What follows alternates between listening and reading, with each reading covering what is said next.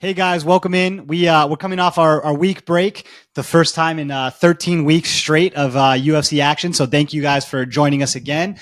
Now you guys are going to notice there's a few fights on this card that we skip out on. That's due to close personal relations, just like Bill Clinton. So we decided to pass on those ones. Yeah, you guys. Before we get into the card, it's actually a really fun card with some scary bets, but a lot of very fun fights. So please like the video, subscribe to our channel, and you guys can always get all of our bets and picks on Patreon. Link is in the show notes. And subscribe to the newsletter. We've been sending a newsletter out. People are subscribing, getting some free bets, some free picks, some free everything. And hopefully you guys like the show. Another day, another dollar lost? One? Depends. Dollar? Some dollars. Okay. Hey, before we get into UFC fights, did you watch Canelo this weekend? I did indeed. What was your thoughts? He's one of the best boxers on the planet, and he fought a guy that was scared to fight him, and he dominated. 100% scared to fight him. Like that, man, Charlo, that's what I was looking at. He was taller than Canelo. He had a longer reach than Canelo. He looked bigger than Canelo. He had a great jab. He was fast and explosive. Whenever he did throw, he was clean. Yeah, when he threw, he legitimately looked good. And that dude showed up for a paycheck. He got the Canelo payday and just was like, that's it. And I think Canelo still beats him, you know, even if he does fight. But man, I would have liked to have seen a good competitive fight versus that. It was crazy to watch. Like even from round one, it was crazy to watch. Honestly, I'm surprised Canelo didn't finish him. But I guess it's hard to finish someone who's just running, not trying. Yeah, it takes two. When all you're doing is jabbing and blocking, there's no opening to do anything. And a buddy of mine was watching the fight with me, and he was like, "Is this the best we have in terms of boxing?" You know what I mean? Like right now, we're watching a couple of fights before that. The kid from Casa Grande, which is here in Arizona. For you guys that don't know, it's 30 minutes. Yeah, what was it, Hernandez? I forget, but he actually looked really good. He wasn't overly clean. He was not a crazy athlete. Had really good body work and really good uppercuts, and was just a tough son of a bitch. But again, I mean, these are guys, some of the top guys in the sport. And you look at like some of the boxing of past, the golden years of the lighter divisions with Pacquiao and Cotto and Margarito and Floyd and, you know, that generation of fights, which was really good. And you think like these are some of the best fighters of all time. And usually with sports, everyone gets better and better and better and better. You think we're regressing? Yeah, I don't because know. Our best fighter is from Casa Grande, Arizona. Yeah, and I don't think anyone like. Again, my buddy was talking to me. He was like, "Hey, what good gyms are in Arizona? Boxing gyms?" I'm like, "There's no good boxing gyms in Arizona." Well, there was two guys from Arizona, so there was actually a guy before that who was very, very good as well. Great puncher, but he was eating a million shots too. He was getting hit a ton, and he's a WBC champion, and he lives in Whitman, Arizona. Okay, yeah, I wonder where he trains. I mean, there are some boxing gyms here in Arizona, but boxing gyms are weird. It's not like you have a good boxing gym. You have a boxing gym, which is a facility with a ring and bags and someone to hold the mitts for you. Well, that's the thing is you could have 20 different trainers in there. Just like you walk into a Gold's Gym, it's not like Gold's Gym has good trainers. It's you have 20 trainers there. One of them might be any good, and the other 19 are just garbage holding mitts. And that's like boxing gyms. You go into a boxing gym, the owner of the gym is generally, you know, they're holding mitts, doing stuff, and is a coach. But you'll have all of these other coaches in there, but there's not in Arizona. A lot of it is somebody's son who they trained for their whole life. You know, the dad trained them the whole life. As soon as they get good enough, they send them off to, you know, the Freddie Roaches, the Robert Garcias. Yep. So then, I feel like boxing ebbs and flows a lot. I feel like in the early 90s, we had some good heavyweight boxing fights. Roy Jones, I mean, was amazing, but he didn't really have anybody to fight most of his career. He was everyone always says, oh, he never fought anybody. It's because he didn't have anybody to really contest his skills. And then right now I feel like we're at a low with boxing. I think people are going to MMA. They're going into wrestling. They're going into other sports, football. I don't feel like the top talent we have in America, there's not a lot. There's not a lot of top American boxing right now that is really crossing mainstream and making people interested in watching. it's hard for me to say that and have an opinion just because I'm not as well versed on boxing, right? I don't know half these guys. But then you see a guy like it almost like reminds me of like the country just in general. Like the 1% are the super rich, and then you have everybody else, right? Because you have Bud Crawford and Errol Spence and all these guys that are just phenomenal, and they are really that good. And then you have everybody else, like the kid from Casa Grande, who's fine. Yeah. He was big. He jabbed to the body well. He did a good job not getting hit and covering, but you're not like, wow, this guy has incredible skills. You don't look at him and go, oh, this is Lomachenko. And there used to be seeming like a lot of those kind of guys. Yeah, I mean, we have, and I admittedly do not follow boxing as much as I used to. But yeah, I mean, I love Devin Haney too. I mean, we have Haney, Spence, awesome. Bud Crawford. We do have these guys. But it feels like as a whole, if there's 1,000 boxers out there, I think there's 10 of them that are like, oh yeah, let's go watch that guy. Yeah, 100%. So, but they're still getting paid $200,000 for an undercard fight, for a third fight, undercard fight. Muhammad Ali Act, folks. Crazy. 50% of the purses, or 50% of the money taken in, has to go to purses. That's what the Muhammad Ali Act did to boxing, which is why a lot of people have tried to get that into MMA, because I believe, don't quote me on this, but I believe the UFC dishes out around 19% of its earnings. And boxing's 50. Boxing's 50. I remember looking up a long time ago, there was like these two heavyweight boxers and like not very good. I think they were like 25 and like 6 or something like that. And I remember looking at their purses and it was $225,000. And guys that don't sell tickets, nobody knows about. And I'm like, how is this possible? These guys are making that kind of money. It's crazy. Yeah. Main eventing a local thing, but still. It's, money in boxing. I don't even know how it works. And, boxing's crazy. So, all right, we've got some fights coming up. We've had 2 weeks off. Well, I guess a week off. So. Well, what do you mean 2 weeks? Just because Cole wasn't here? Cole's back. Yeah, Cole is back. We rehired him. We didn't want to, but a lot of you... It was the Muhammad Ali Act. We had to bring him back. A lot of people commented on the new hire, and we're like, hey, that new guy's got to go. He's trash. He screwed up the volume. He screwed up everything. And I think he got his picks wrong, too. Fiziev. 0 for 2. Ige. And he was so confident. Yeah, he's 0 for 2. So you guys don't listen to that guy. And we're not having him produce anymore. So Cole's back for the day. He'll be fired again tomorrow. Let's get into this card. Let's do it. What's there to wait for? Do you have anything to wait for? I got nothing to wait for. But you also have nothing to do. So I can wait. You could. All right, let's do it. First up, Montana De La Rosa and JJ Aldrich. Go. Give me your women's. And I actually did watch this, all you assholes out there who are mad that I hate women's MMA. Well, I here's the way that I want to approach this one. For me, it's really hard to pick a winner. I think I like a lot about JJ Aldrich's game. She doesn't make mistakes. I think that's the cleanest part about her. She's not overwhelmingly amazing anywhere. She's not going to blow you apart on the feet. She's not a way better grappler than anybody. She just doesn't make mistakes. And that's something that I really like about her. Now, Montana...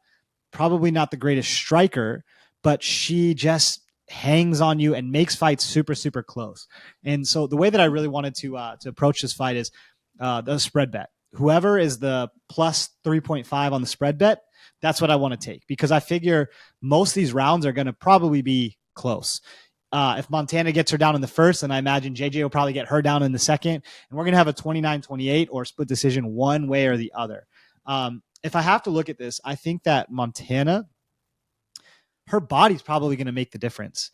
JJ is so short and a little chunky, right? If she took it seriously and maybe she could drop a weight class, I think that would serve her a lot better. But Montana is so tall and so rangy. And when she does strike, she's not the worst in the world. She just sometimes hesitates to throw. But then that wrestling and that ability and that size, I think, is probably going to push her over the edge. Fight goes to decision. Clearly, I don't think either one of them is finishing each other. But watching after what Montana did to Ariane Lipski, right, and then nobody else has been able to, especially JJ Aldrich. For me, it's Montana. Yeah, this is a weird one. Right before we started, I said there's a lot of these fights on this card that could kind of go either way, and I think this is one of them. Montana definitely has a grappling edge. She has a wrestling edge. We know that. She even did a decent job against Tatiana Suarez, kind of. Yeah, she did. It was almost like, okay, if Tatiana doesn't finish that, Yeah. is going down. Oh, is she going to get her down? Nope, she didn't. You know, and then of course she jumps to guillotine stuff. So there's that. But JJ does a lot of stuff well. We saw it with the Na Lang fight where she just doesn't make a lot of mistakes. I think JJ defensively wrestling is better than JJ offensively wrestling. And I think JJ for this fight doesn't need to offensively wrestle. She needs to defensively wrestle. And we saw with the Lipsky fight, her offensive wrestling is not great. And then we saw it with the Na Lang fight where it's not great, but it's definitely better than her offensive wrestling. And then even when she does get taken down, I actually like she's really calm. She goes butterfly hooks and finds her way up immediately, shells up. She does all of the right stuff. Her striking's not overly powerful, but it's clean. She stays in the pocket. Everything is good. I actually think that JJ is the smarter bet because I think she does less things wrong. And I think everything is relatively pretty good. For me, it was between fight IQ and just body size. Yeah. So I say that, but I think I like Montana for the win actually, because I think seeing JJ get taken down by Na Lang the way that she did in Na Lang in going for arm bars and stuff off the top and falling off. Whereas I think Montana can just hang on just long enough to win more of the round. And if JJ was just a little bit more powerful or a little faster, I think I would like her more. But I think it's definitely going 3 rounds. I think the fight goes to a decision is the easiest thing on the planet. And I kind of lean Montana with you. With very little conviction because I think, like I said, I think JJ's the smarter fighter with the overall better skill set. I just think it's strength Montana and size. being so big and so long and being able to grapple her down and hang on to her enough, I think she can get the win. All right. Then Montana it is. All right. Mateus Mendonca and Nate Maness. This one, I feel like everybody's hating on Nate Maness here. You are so biased on this one. It's crazy. I'm so biased, probably because of the Luke Sanders thing, because I trained Luke for this, of course, 100%. But he did beat Johnny Munoz and defended all of the jiu-jitsu and came up and did all of the right stuff. He beat Luke Sanders where he was getting outstruck and beat up, and he just finds little punches that aren't there. These aren't big setup hooks. It's you're throwing and boom. It's just like this little touch fine stuff in there.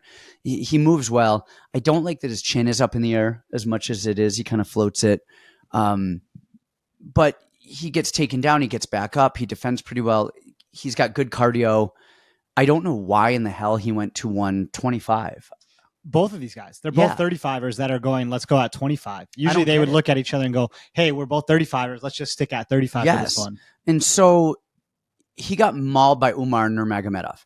Who hasn't been mauled by Umar Nurmagomedov who's fought him? I haven't. Yeah. So he's fought him. And then he got guillotined by Tagir. He got taken down, popped back up, got guillotined. Like, I don't know the hate for Nate Maness, whereas Mendonca throws big and does a lot of stuff well, but he's never fought anybody. He's never beaten anybody. He has a very traditional, there's this very stylistic Muay Thai right now out of Brazil. And there are 2 kind of sects of this. One of them is Charles Oliveira, where it's that high guard, very like light on your foot, teep kick. And then the other one is the more traditional Brazilian, where they really like to pull. They pull their head far offline to the right, and then they fire right hands there. They throw, like our guy Shamo Moraes and Ray Waters, throw really wide head kicks that kind of have this off rhythm timing on them. Instead of bringing the knee up, they almost go wide and around. Very few jabs. Mendonca is all right hand. Every great once in a while, he will throw a hook and then a cross, but it is all lead right hand off of everything. He does do the right stuff on the ground. He grapples well. He knows to get back up. Even he'll jump to guillotine and he pops up. I'm not opposed to saying that I think Mendonca can catch Maness with that overhand right because of the way he pulls out. But I'm actually curious to see how Mendonca looks at 125 pounds. Yeah, that's the question we don't know. Yeah, and Maness has done it before. he got guillotined, but he didn't get knocked out. I think his chin is probably going to fail a little bit, even more than it did. Like Luke Sanders had him rocked, Tony Gravely had him rocked, and then he came back strong. I wouldn't touch this with anything because I don't know where the chins are on either of these guys, and I think Maness could find a way to win this fight. Mendonca's the A side here, and I kind of lean Mendonca on it. Would not shock me at all if Nate Maness went out there and looked amazing. Well, here's the thing. I liked Mateus. I talked about liking Mateus before Contender Series. I loved him. Mm-hmm. I knew he was going to kill Ashik Azim, whatever his name is. And then we both talked about how we hated that fight with Javid because we like both of those guys. Well, the other thing, though, too, and here's the thing with Javid and Nate Maness. So actually, I say I lean Mateus, but I got to push that a little bit further in the Mateus direction because when I was watching film, one of the notes that I put down was Javid, he couldn't get a hold of. And he didn't know what to do because Javid is Javid, and he has some of the best footwork there is. Nate Maness doesn't do that. Nate Maness stays in the pocket, and he will pull straight back and does not have the footwork.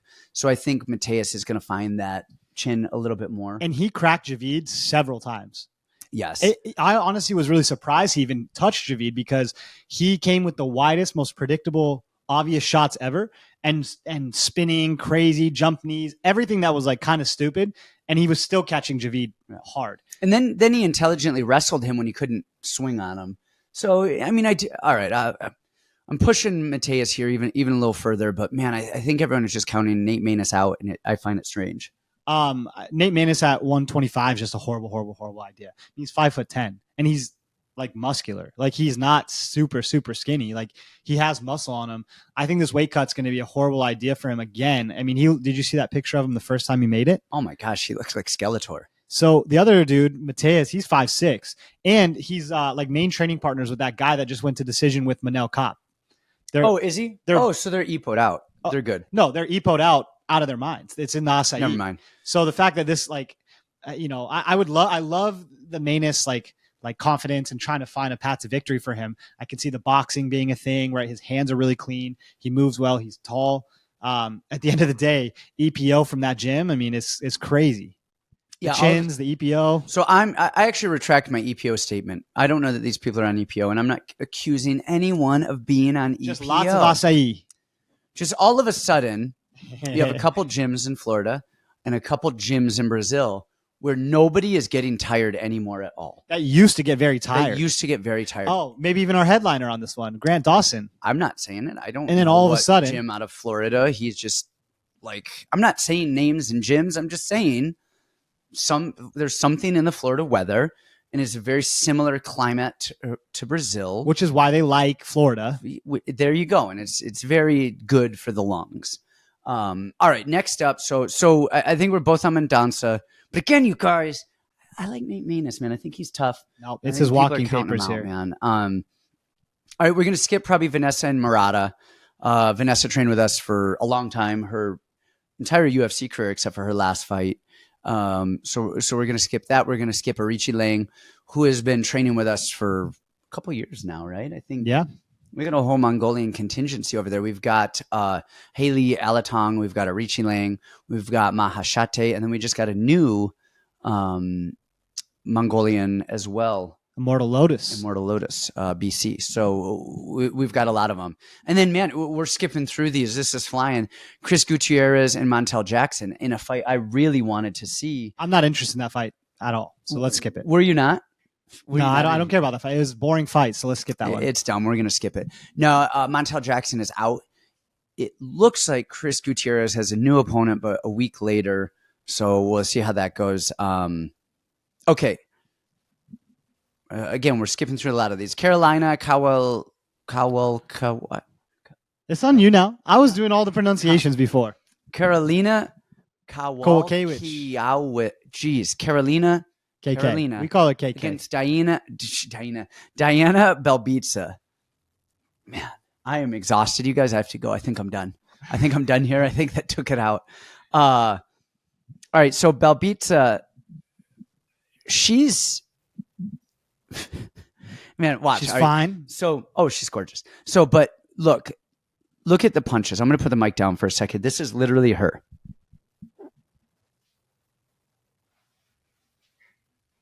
She's a 17-time Romanian kickboxing champion. She is either a 5-year-old throwing a tantrum or a swimmer who swims with her hands closed.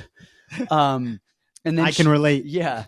And then she'll throw a low kick for good measure every once in a while. We saw Maria Oliveira fall down, trip, and the wind of her tripping took Belbita down with her. So, I mean, I don't know. I mean, this is Karolina to me all the way. I mean, her striking is good. Her mental state is better. She's on a win streak. Something about wanting to kill yourself and then bouncing back is it's motivation. It's good. Motivation. And I mean, and I'm pretty close there. So now it's time to go on a win streak. Now you're gonna go. I mean, she looks a lot improved. She's at ATT, so she's not going to get tired.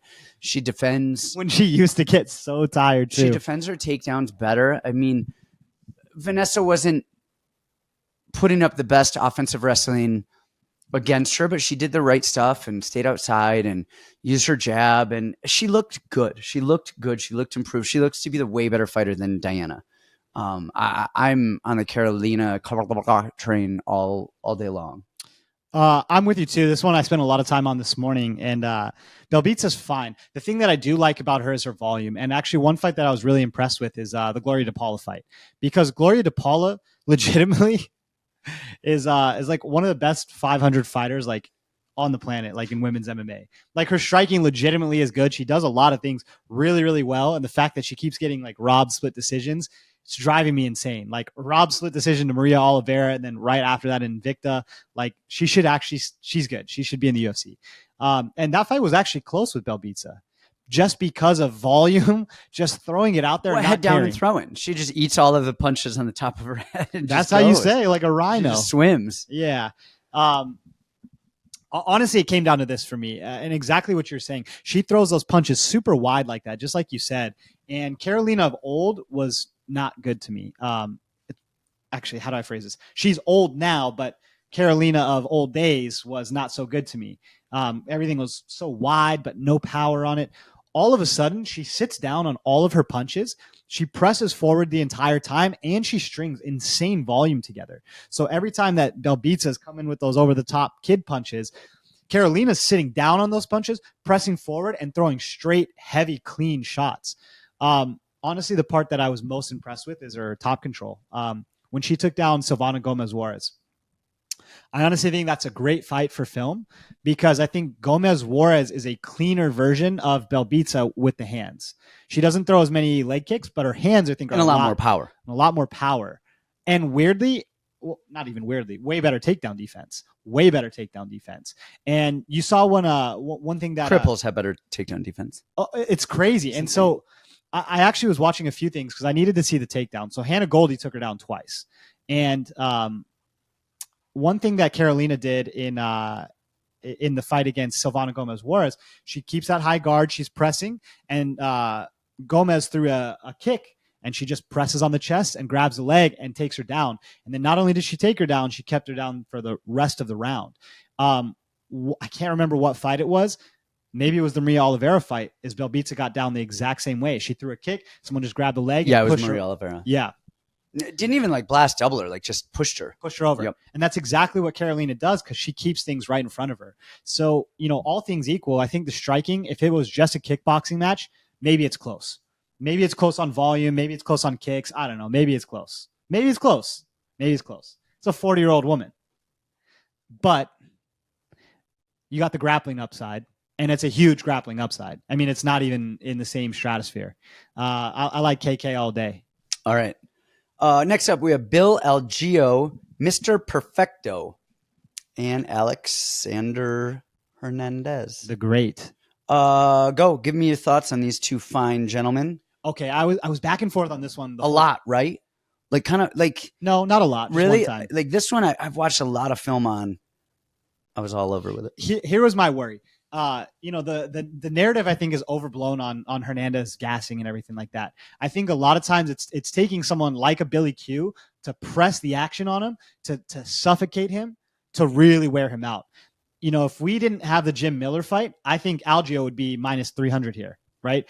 If Billy Q was his last fight, Algeo would be minus 300, minus 400 here. It wouldn't be like a close line like it is. But seeing him go 15 minutes with Jim Miller, who was pressing him the entire time, I don't know if the cardio is as big of a factor as everybody thinks that it is. And the thing that I worry about Algeo is so good and he has so many skills. His takedown defense is good. And even if he does get taken down, he's so crafty at getting back up. His jiu-jitsu is as clean as can be. His striking is, the hands down, but he always is aware of what he's doing. He's a very, very good fighter.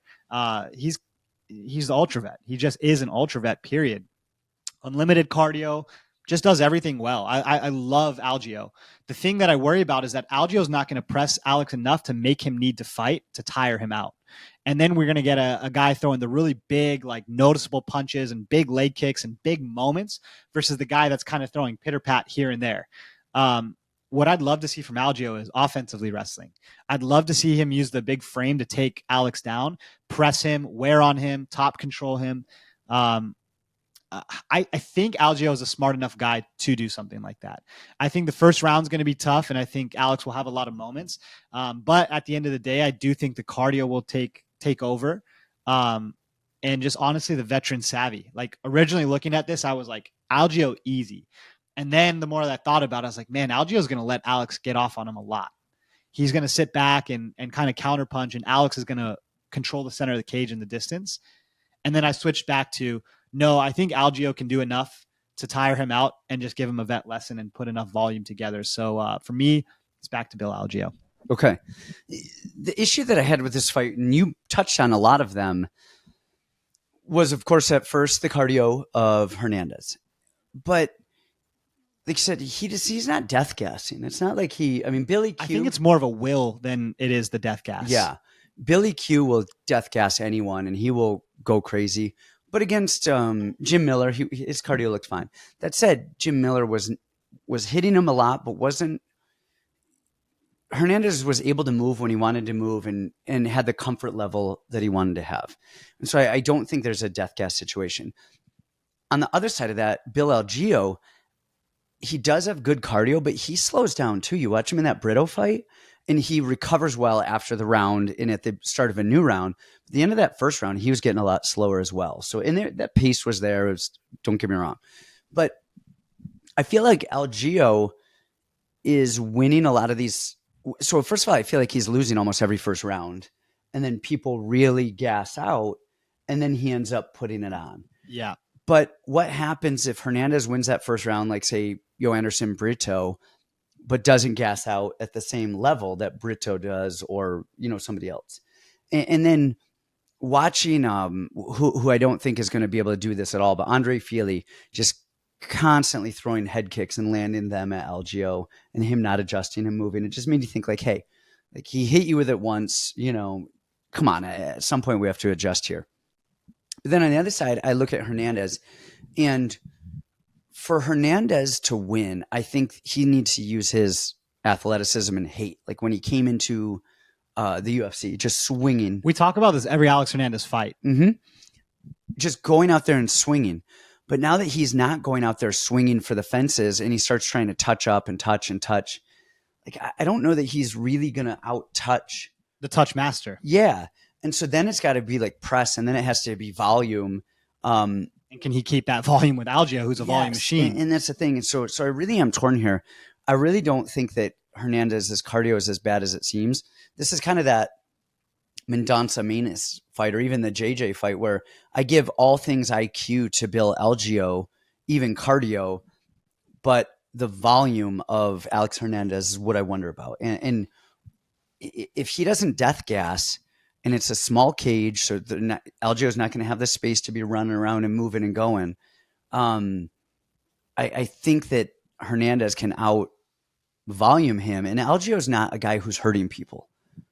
He's not hurting him. He's not beating him up. He did get TJ. He did, and that's that was TJ. Gorgeous. Yeah, but TJ just runs into shit. He literally just like held his hand out there, and TJ headbutted it, fell down. It was actually an elbow. Was it an elbow? It looked like a short little jab. He was going to, and then he turned it into an elbow and just boom, slumped him. It's funny. I was watching that on my phone. I thought it was a jab. Okay, man, I gotta lean Perfecto because, and I think you said it, if he gets a takedown, man, I think he could submit Hernandez. I love he's probably one of my favorite grapplers to watch in MMA right now. His jiu-jitsu is so good. It's really good. I think he could submit him. He does the right stuff there. But man, if he doesn't grapple a good amount in this fight, Algeo, I could see Hernandez running away with a decision via volume. Oh, all right. All right, next up, Ian Cutelaba and Philipe Lins. You know how much I love Cutelaba and how I'm always talking about how smart he is. Because you look like Cutelaba Jr. without the beard? Always. All white people look the same. His fight IQ, just how good it is. His cardio, how good it is. How smart he is. And then we have Philipe Lins on the other side, who it's actually not bad. I mean, he's got good skills. Yeah, he's fine. What Philipe Lins actually does really well, though, is he has a fast overhand. He actually has really fast hands. We saw that with who's a Canadian bloke, Bozier. Man, he is winging those things. So I think Cutelaba could really get in trouble if he's not careful early. But I actually like Cutelaba here. I like his skills. His hands are actually high. He has good power. Philipe Lins has lost via power before. But honestly, I think Cutelaba can out-wrestle the shit out of Philipe Lins. And I think if he gets him down, his ground and pound is going to be violent. And I kind of like Cutelaba here. If you guys are going to bet Cutelaba, know that he's an ape and that he could lose in 4 seconds. But he could also win in 4 seconds. And usually, I think since we've done this show, I've probably always been against Cutelaba because I feel like he can always find a way to lose. But I think this isn't a bad spot for him. And I think fight doesn't go the distance is easy on either side. Not easy, but I think it's a good call. But I kind of lean Cutelaba here just by violence. I think I'm going to go the other direction on this one. And again, it's counting on fight IQ. I love Cutelaba. You say you've gone against him every time. I think I've gone for Cutelaba every single time because I'm like, man, the guy can wrestle his ass off. Big old Moldovan guy. He's gotten better over time with managing his cardio. He's got big power, like good ground and pound. Like there's a lot to like about Cutelaba, but he'll stick his head in guillotines nonstop. And he's got a really questionable chin. And Lins, to me, always looks like kind of small, where Cutelaba always looks massive to me. But Lin's hands are so fast and so good, and now he's been offensively wrestling so much, I almost think that we see the very tired Cutelaba yet again, or a Cutelaba that's going to make a mistake that will change the course of the fight, whereas Lin's has just been on such one track. He just is like, I'm going to do the smartest thing. I'll strike while I need to strike. I'll wrestle when I need to wrestle. I'll find top position. This is just a system play for me at this point, just betting the guy with better fight IQ, probably better cardio, although Cutelaba's gotten much better recently. I got to go Philipe Lins here. Yeah, it's not a bad call. Like I said, to me, this is one of the bigger coin flips on the card. Yes. Because I definitely could see Cutelaba just ragdolling him and then him playing guard for 3 rounds. Yeah, I can see it. But I think if Philipe Lins wrestles early, I feel like Cutelaba is going to get the better of those wrestling exchanges. Probably. So, all right. Next up, Ricky Glenn, Drew Dober. And I think we saw this fight. Am I up? You're up. Give us your thoughts first. I just think Ricky Glenn, I like a lot about Ricky Glenn. I've always liked a lot about Ricky Glenn. He's really tall. He's rangy. Southpaw. Like he just got so much things to like. I think this is going to be a really simple breakdown. I think he's on his way out. I think he's got one foot out the door. I think he's in retirement. I think he trains in the middle of nowhere. And I think Drew Dober trains with really good people. He's got a really good chin. I think I was one of the few people that called him to lose that last fight against Frivola. And I didn't really have a rhyme or a reason. I just thought he was going to lose that fight. But, I mean, this is his spot here. He's game. He hangs in the pocket. He hits so hard. He's got really good fight IQ and amazing cardio against a guy who's old, and I think he's pretty much done. And we just saw get knocked out by Yagos. Not that Yagos doesn't have power, right? He rocks a Huber pretty badly, but for me, it's Dober here. Yeah, Glenn is good. He has a good skill set. His wrestling has gotten so much better. Like his wrestling is really, really improved, but he's slow.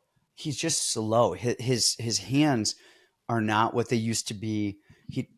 He's not going to Grant Dawson where Grant Dawson used to death cast before he moved to the wonderful South Florida.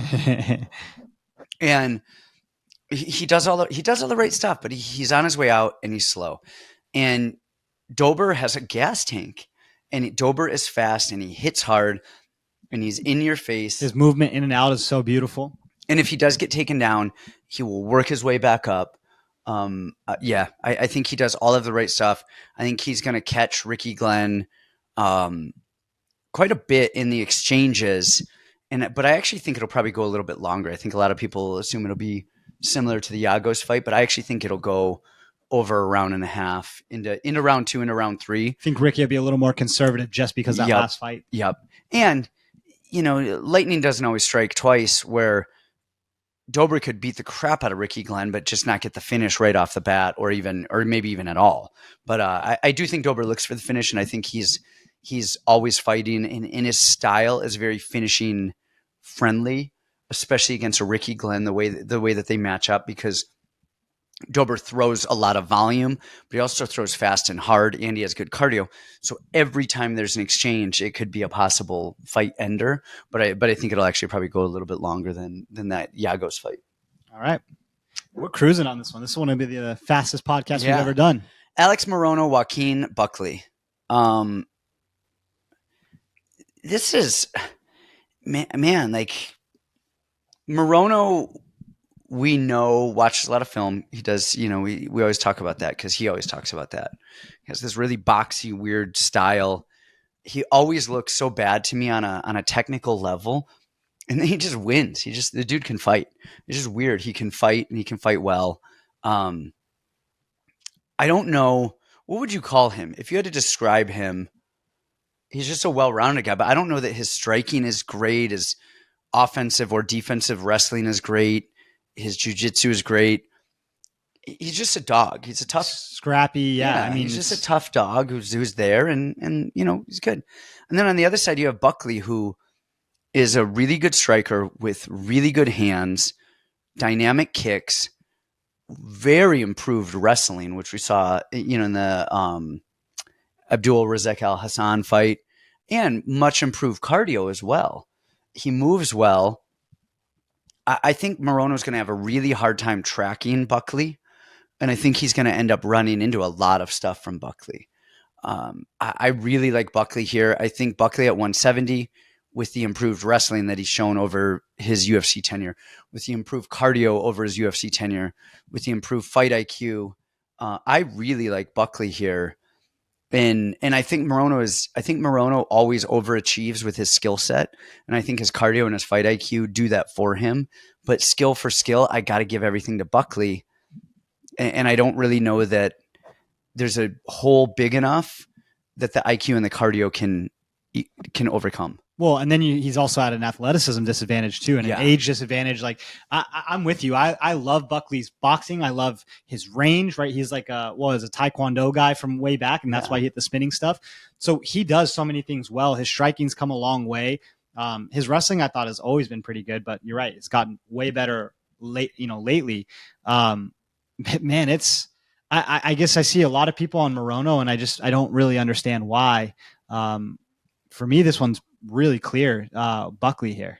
Yeah. I think Buckley can pretty much win any way he wants. Yeah, I think you're right. I think he would have to, I'm stretching here. I think it would have to be a crazy submission for me. See, I wouldn't even say submission. I would say like Buckley trying to kill him and almost gets him dead and gasses himself out and doesn't, but he's not really known to do that. Yeah. But yeah, maybe I always underestimate Morono's skills a little bit too. So that with a Buckley's the best opponent that he's had in a long time where we're still underestimating him. Yes. Like Semmelsberger, we messed up on that one, right? Yep. We thought Semmelsberger was gonna whoop him. And we thought Semmelsberger was better than he is. I think that Buckley is way better than Semmelsberger, way harder style against Morono, where he's not going to sit on the outside, right? He works the inside, he just does. I love his game. I love Buckley's game. Yep. All right. Next up, we got Joe Pyfer and Abdul Razak Alhassan. Pyfer's 27, Razak Alhassan is 38. Okay. So pretty close. Yeah, I mean, need we say more on this one? It's Pyfer all day. Pyfer's gotten so good in so many different areas. Grappling with the Philly boys, his striking's always been really good. Nothing against Alhassan. He's gotten so much better over time, where he used to just be I better crack you one time or I'm gonna, die of cardiac arrest here. Now he's able to push paces and wrestle, but man, I think that Pyfer's ready for that. I mean, he trains with grapplers all day, every day, and that's the only path I see is either a first round knockout, and it's gonna have to be quick, or Alhassan's gonna have to put together 15 minutes of wrestling and judo, and I don't see that happening. Pyfer's too big, too aggressive, too powerful. It's a super square play, but I mean, I don't see another avenue here. Yeah, the only thing that worries me about Pyfer is his jab, and he has a great jab, don't get me wrong, but a lot of times he will throw that jab and it's kind of a low jab, and then he'll jab and bring that back low, where Alhassan is known for that big overhand right. So he'll wing it hard, but he adjusted well in not his last fight, the fight before that, Amendola or whatever, Amendovsky or whatever the hell his name is.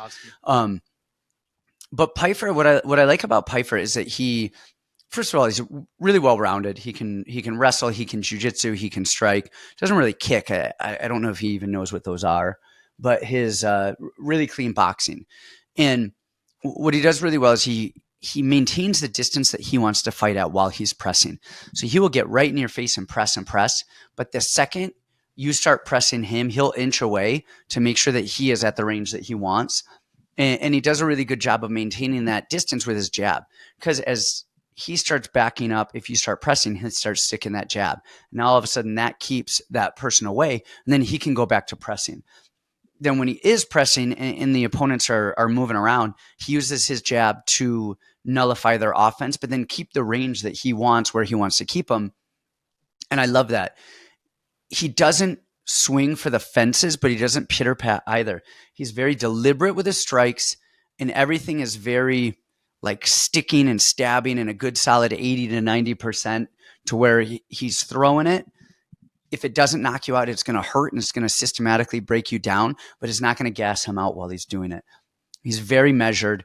Again, the only thing that worries me is that like chin up, like reaching. Honestly, we said it with Yanal Anoush when he fought Sam Patterson. It was like wham, just a ducking, looping overhand like that. That is the only way that I see Razak Alhassan winning this is a Sam Patterson situation.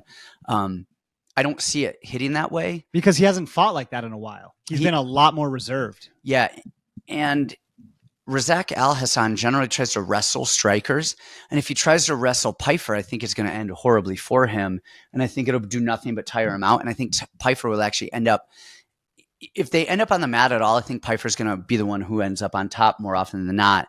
And I think that's really going to hurt Razak Alhassan. Alhassan's short. He's super short. Yeah. And Pyfer's super tall. So, I mean, the disparity in the size is going to look crazy in this fight, I think. Yeah.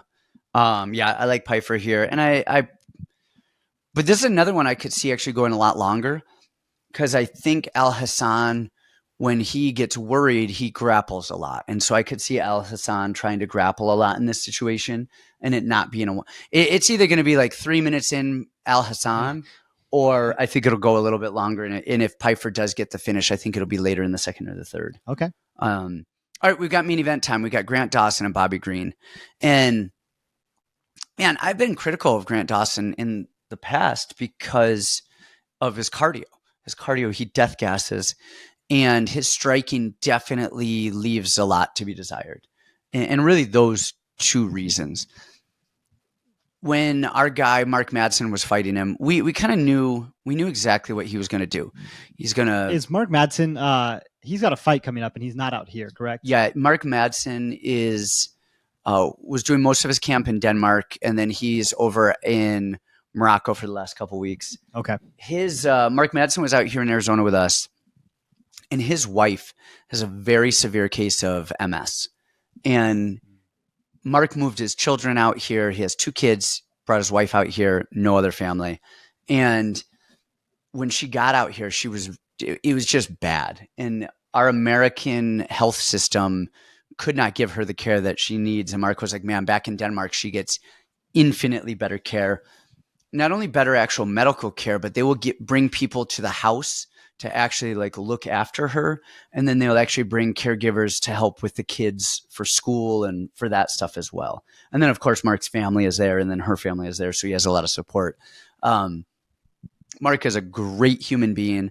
And honestly, I'm glad to see him go back to Denmark and live there and do all of that, because his wife and kids are way more important than this stupid sport that we're freaking MMA game. Yeah, I mean, he makes money doing it, but he's actually said the second he is done in MMA, he's going to make way more money than he ever would. He has so many opportunities there.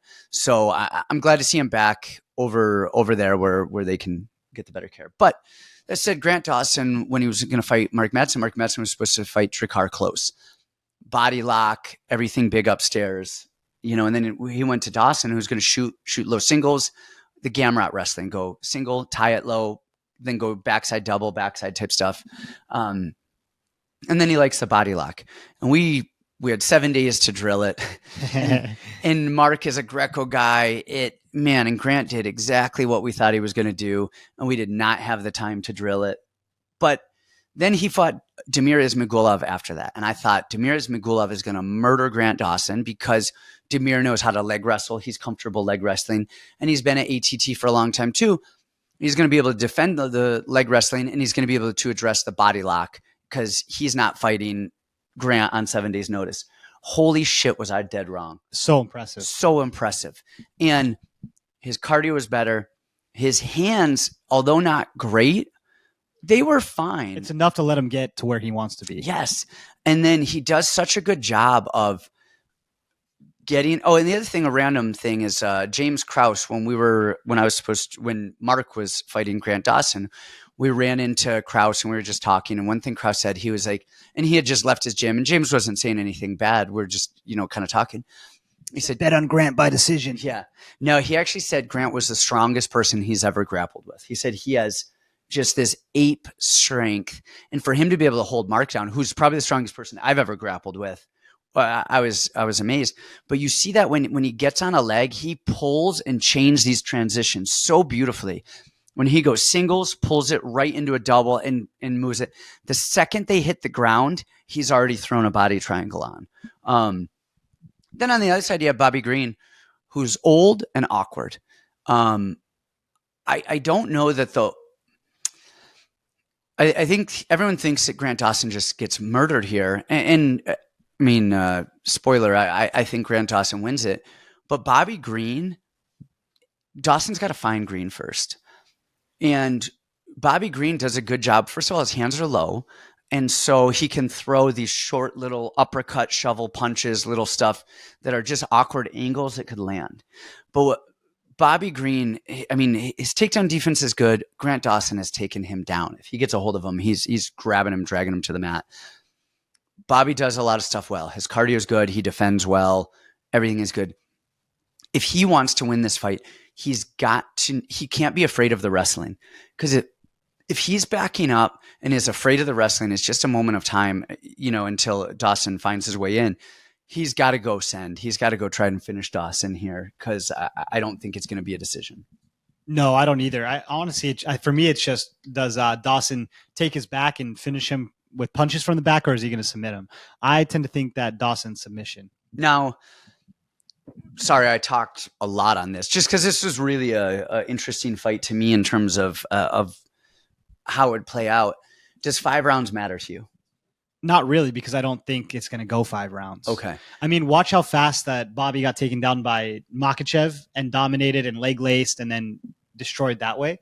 I think Dawson is liable to do the exact same thing. Now, what if we have a Damir Ismagulov situation where he's got him down 3 rounds, mauling him, but doesn't finish him, and now we get in around 4 and 5? I mean, that could be tricky, because one thing I will say is body triangles, they wear your legs out. They wear your legs out. They really wear your legs out. Like, just holding this, and I couldn't see, I mean, it's the ATT water. It's something about Florida, but he had the body lock on Damir, who's always had great cardio, for 3 straight rounds and got up like nobody's business.